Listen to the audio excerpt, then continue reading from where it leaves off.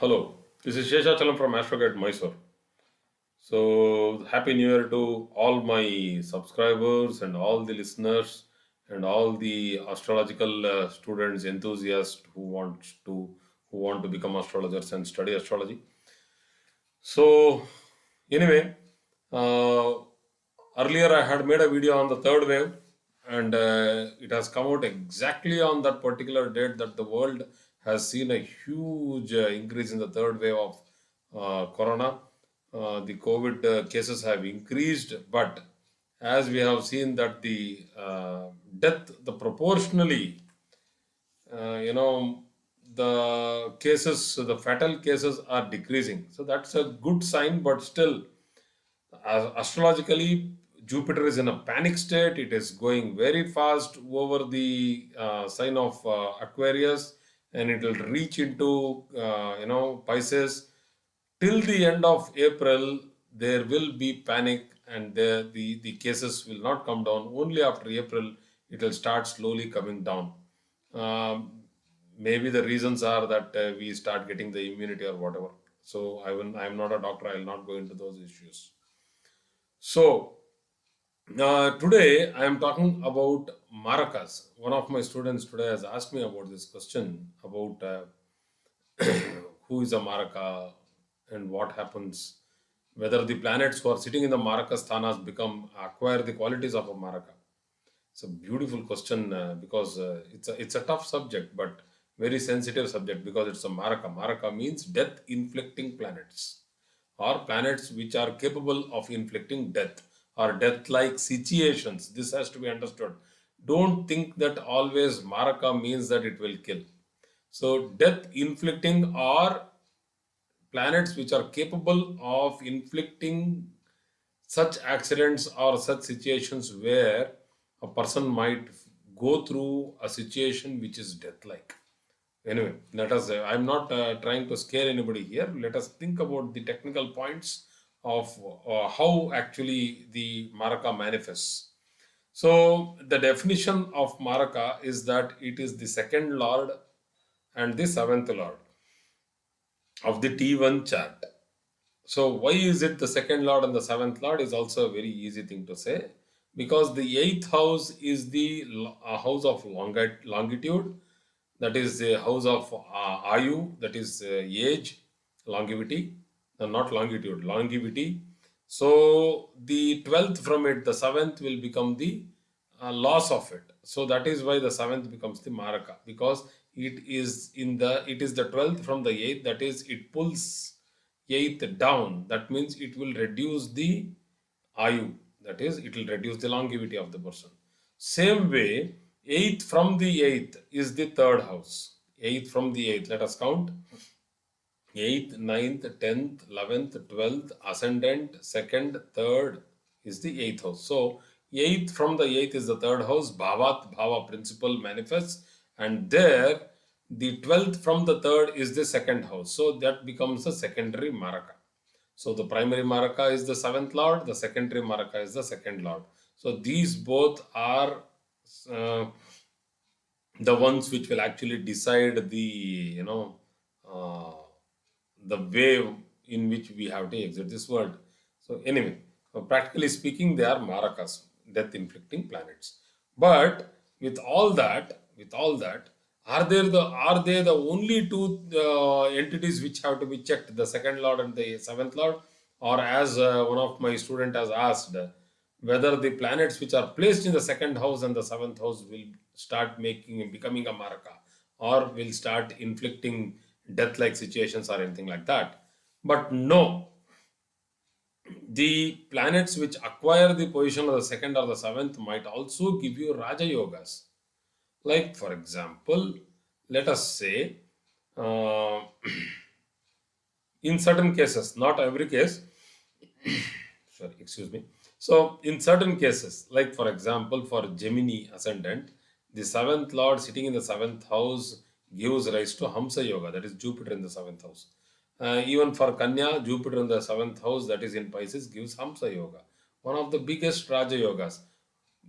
Now, the point is that whether in the Jupiter Dasha, the person will go through hardships like death-like situations or anything like that, whether it becomes a maraka or not. It depends because the Upadashadipati, that is the sub-lord, sub-dasha lord, where it is sitting is very important. But still, the placement of Jupiter gives rise to a Raja Yoga, no doubt. So that means though it is a Maraka, it will acquire a very strong position as a Raja Yoga Karaka. Next point. Excuse me, sorry. Some suggestion is going on. I'm not. Yeah. So the next point is that let us say the fifth lord is in the seventh house, the ninth lord is in the seventh house, the 11th lord is in the seventh. These all these are having different types of yoga formations. So this is not going to give rise to a maraka situation. So the same way Lagna lord going to the second house, Lagna lord itself will become a maraka? No. So that means planets sitting in the second and the seventh do not acquire the authority of becoming a maraka, but will have the strength to cause damage like small minor accidents, minor fractures, minor hospitalization. All these things will happen. There is a second level of understanding maraka and marakasthana and maraka adipati. So now let us understand the second level. The 22nd Drakana is called as the Khara Drakana. So every ascendant, if I take the ascendant as, for example, first Drakana of Mesha, then Mesha has three Drakanas. That is, Aries has three Drakanas. Drakana means 10 degrees each. So the 0 to 10 degrees of Aries, again 10 to 20, 20 to 30. So there are three Drakanas. If I start counting from the ascendant Drakana, not the Rashi Drakana, from the ascendant Drakana. If it is in the second house, that means it will start from the, if it is in the second Drakana, it will start from the second Drakana only. The first Drakana is not to be counted. So here if I tell Aries means first, second, third Drakana, and then like that the whole thing will start. So then you come to the 22nd Drakana. When you come to the 22nd Drakana, you see which is the nakshatra which is spanning the Drakana. The nakshatra lord will become a Maraka, and where it is sitting, that Rashi lord will become a Maraka. So usually it will sit in the 8th house because it is after the 21st Drakana. 7 threes are 21. So 7 Rashis, 21 Drakanas are completed. So it will sit in the 8th house. Whether in the first Drakana of the 8th house, second Drakana of the 8th house, or third Drakana of the 8th house has to be seen. So that depends on the ascendant Drakana, where it is actually placed. So here, once the Drakana is marked, the Adipatis of the Drakana, that is the Drakana 22nd Drakana is also to be named as a Maraka, which Rashi it is sitting. And also the nakshatras which are spanning within that Drakana, both, if at all there are two nakshatras spanning, both the nakshatra Adipatis will be acquire, that is the Lord of the nakshatras, will acquire the strength or the authority of a Maraka. Now, there is another Maraka which is the Navamsha Adipati, the 64th Navamsha. So there are 9 Amshas in one Rashi. For 7 Rashis to complete, it is 9 sevens are 63, 63 Amshas are finished, and then the next Amsha, the 0 degrees to 3 degrees 20 minutes, that is the span of 3 degrees 20 minutes after the 63rd Amsha is known as the Mrityu Amsha or Mrityu Navamsha. So that particular nakshatra lord clearly becomes a Maraka. So in many texts, several different types of planetary combinations and things are there. But I follow one particular thing, that is where the transit of Sun and Saturn. This is very important to understand because Sun is the soul and Saturn is the lord for longevity. So when they transit, the that I will not explain now because it is a little tough to explain because it goes to the higher levels. I'll have to put up a chart for it, and today I'm not able to put up a chart because of many other reasons.